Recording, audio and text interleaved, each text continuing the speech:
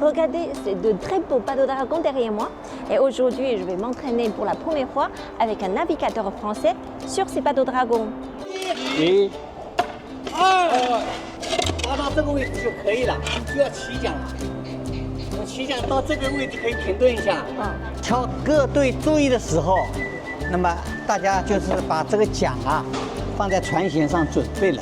鼓一敲的时候，这个时候就开始滑了。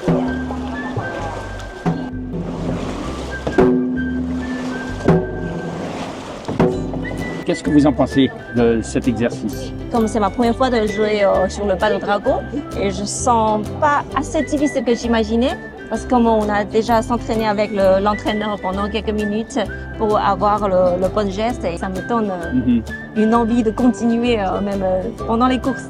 C'est bien parce que en fait, c'est très dur aujourd'hui puisqu'on pousse l'eau qui ne veut pas se déplacer. Mais quand on va être sur la rivière, le bateau va avancer, donc ça va être moins difficile. On a besoin de faire moins d'efforts pour faire avancer le bateau. J'ai déjà participé à une régate il y a 5 ans, à Sissi-Chaudy, avec des étrangers. On avait fini 3e, je crois, sur une distance de 1,5 km. Il faut être physiquement en forme pour tenir la distance. Donc on avait des équipiers, des équipières qui n'avaient pas la force dans les bras pour le faire. Donc au bout d'un moment, les pagaies se cognaient.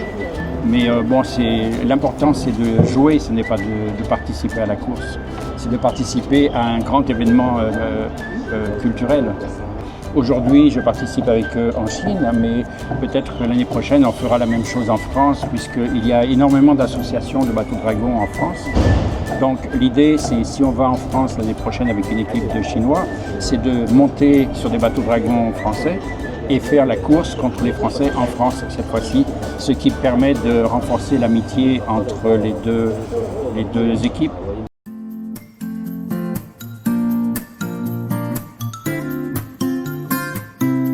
Nous avons ici le canot de Quarucha, qui est un des plus vieux du monde, probablement même le plus vieux du monde, qui date d'à peu près 8000 ans. Vous le voyez ici, il est vraiment d'une grande beauté, il fait presque 7 mètres de long.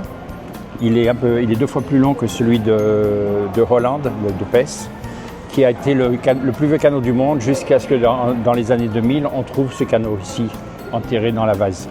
Compte tenu de la longueur du bateau, de sa largeur, il est quand même relativement large. Je pense qu'on devait pouvoir mettre au moins 4 ou 5 personnes dessus. Donc c'était peut-être l'ancêtre des bateaux dragons d'aujourd'hui, parce qu'il fait presque la longueur du bateau qu'on a utilisé hier.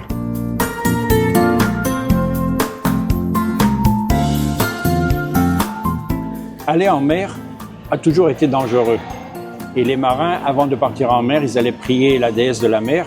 Ça, c'est une cérémonie annuelle, ce bateau-là. J'ai participé l'année dernière pour la première fois dans le Zhejiang, à Taizhou. Il y a ce bateau, une reproduction qui est faite spécialement. Il fait peut-être 7 à 8 mètres de long, qu'on emmène en mer et qu'on brûle pour obtenir la bénédiction des dieux ou des Matsu. Et en France, en Bretagne, par exemple, le 15 août, il y a le pardon de la mer où on part de l'église, on va jusqu'à la pointe de roche près de cette ville. Et pendant cela, tous les bateaux de la ville vont devant pour avoir la bénédiction de la cérémonie. Donc les croyances religieuses sont quand même relativement identiques, même si on a des noms différents ou des concepts différents de sainteté ou de déesse. Mais le concept est identique de reposer sur la confiance de quelqu'un qui nous surveille et qui nous protège en mer. En termes d'architecture navale, la Chine ancienne avait énormément d'avance. Les gouvernails sont arrivés avant, les ancres sont arrivées avant. La construction des bateaux, les méthodes de construction des bateaux est totalement différente de la construction européenne. Les bateaux chinois, ce sont des boîtes étanches mises côte à côte. Les bateaux européens, c'est une quille, une pièce centrale comme on a ici sur ce bateau, sur lesquelles on met des côtes